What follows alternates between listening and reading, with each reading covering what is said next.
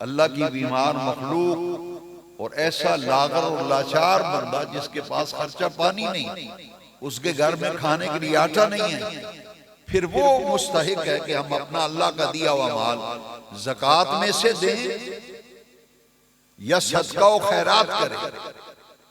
ज़कात में से खर्च करो और ज़कात के अलावा भी अल्लाह के रास्ते में सदका और खैरात करते रहो। इसका नाम है इंफाक फी सबीली, अल्लाह के रास्ते में। हमारी रोजी में हिस्सा है। कोई आदमी अगर ये कहे मैं क्यों पैसे दें, मैंने कहा इसलिए दो कि तुम्हारी रोजी में अल्लाह ने हिस्सा रखा है। किसका हिस्सा रखा है? यतीम बच्चे का। आपकी गली में, आपके मोहल्ले में, आपके जानने पहचानने वालों में कोई यतीम बच्चा है जिसको कोई संभालने वाला है। बच्चा लायक है, उसको तालीम दिलानी है, कोई तालीम दिलाने वाला नहीं। एक यतीम बच्चे को तालीम दिलवा दो, उसकी कफालत अपने जिम्मे ले। बेवा औरत है, उसको कोई दवाई ला के देने वाला नहीं, कपड़े लेके देने, बेवा औरतों पे खर्च करो। लेकिन ये बात बड़े गौर से सुनिए, सबसे पहले नंबर किसका है? तुम्हारे सगे भाई और बहन। जब भी ज़कात निकालो, सबसे पहले हक किसका है?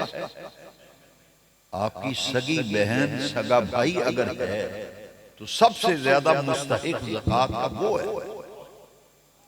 वो बेचारा गरीब है, उसका कारोबार नहीं, घर का खर्चा मुश्किल से चलता है सगा भाई, है सगी बहन, लेकिन आपका बहनोई इतना मालदार नहीं है, तो शरीयत ये कहती है उन पे खर्च करो।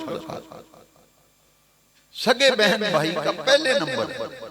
लेकिन भाई तो मेरा भूखा मर रहा हो, बहन के पास दवाई के पैसे ना, मैं ज़कात कराची भेज रहा हूं जी, मैं ज़कात कराची कल चली। वो तेरा पड़ोसी भूखा पड़ा है गली में बूढ़ा आदमी है, उसको कोई दवाई ला के देने वाला, औलाद पूछती नहीं, पूरा मोहल्ला जानता है, गली जानती है कि फलां बंदे की औलाद उसकी केयर नहीं करती। शरीयत कहती है तुम केयर करो, उसको दवाई दे दो, उसको खाने पीने का आटा उसके घर पहुंचा। कई लोग मुझसे पूछते हैं कि सदका की देना चाहिए। हमारे एक बुजुर्ग थे, वो फरमाते थे कि मेरी नजर में सबसे बेहतरीन सदका आटा है। क्यों? मैंने पूछा जी ये क्यों ज्यादा फरमाने लगे? इसलिए कि एक घर में अगर 3 टाइम सुबह दोपहर शाम चावल बनाए या रोजाना ही चावल बनाए, बीवी अक जाती है, बच्चे अक जाते हैं, तो तुसी रोज ही चावल पकाने लगते हो। लेकिन आटा दिन में 3 टाइम रोटी खाए बंदा कभी नहीं कहता कि तो रोज ही रोटी पकाते हो। उन्होंने बड़ी प्यारी बात मुझे समझाई, फरमाने लगे कि आटा बुनियादी जरूरत है, बेशक जरूरत है। बेवा औरत, यतीम बच्चा, बूढ़ा आदमी, मिस्कीन, गरीब या बड़ा आदमी एक्सीडेंट में माजूर हो गया, घर पड़ा है, कमाने वाला कोई, तो खुद आटे का थैला उस पे उठा के उसके घर पहुंचा के आया, ये अल्लाह को बड़ा पसंद है। ये अल्लाह को पसंद है। जब भी सदका करने को दिल करे, 10 किलो का थैला, 20 किलो का थैला लेकर देखो, गली मोहल्ले में माड़ा आदमी, गरीब औरत, बेवा है, तो उसके घर पहुंचा दो, खुद दे के आओ। फिर दीनी मदारस इस्लाम के कले, और इनमें जो बच्चे पढ़ने आते हैं ये हैं मुसाफिर तलबा। ये मुसाफिर होते हैं, इन पे ज़कात, सदका, खैरात, कि वो हाफिज़ कुरान बन रहा है, आलिम दीन बन रहा है, उस पे ज़कात खर्च करो। मदरसे के बच्चों को कपड़े खुद कपड़े लेके पैसे ना दो, 1-2 बच्चों को सूट सिलवा दो। देखो जिसके पास जूता नहीं उसको जूता ले लो, जिसके पास स्वेटर और जर्सी नहीं उसको वो ले लो, अपने हाथ से खर्च करो, आप खुद ला के दो। और इसमें एक नुक्ता है कि जरूरतमंद की जरूरत को पूरा करो। जरूरतमंद की ये है असल में ज़कात, सदका और खैरात के अंदर जो फलसफा है वो ये है कि मखलूक की खिदमत, इंसानी हमदर्दी और जरूरतमंद की जरूरत को पूरा करो। जरूरतमंद की जरूरत पूरी ना हो तो सगी बहन भाई तरस रहे हैं, ज़कात कराची जा रही है।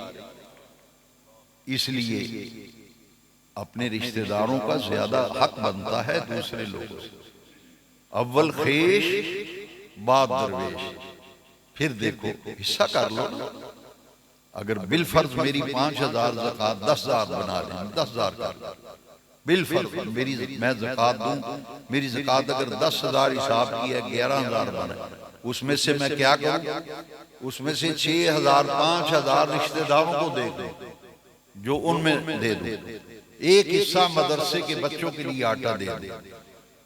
और जरूरतमंद देखो कौन कौन जरूरतमंद है, उस यक मुश्त भी दे दो इकट्ठे एक आदमी। अगर उसी 11,000 से 5-6 आदमियों का काम चल जाए, किसी को दवाई ले दो, किसी को कपड़े ले दो, तो ये तकसीम करके सर्कुलेशन, ताकि सिला रहमी, रिश्तों से भी भलाई, उसने सुलूक, खूनी रिश्ते भी कायम रह जाए, गली मोहल्ले में भी काम चलता रहे। तो सिर्फ ज़कात दे के कहना कि हमने ज़कात दे दी, हम बड़ी जिम्मा हो गए, ये बहुत बड़ी एक गलत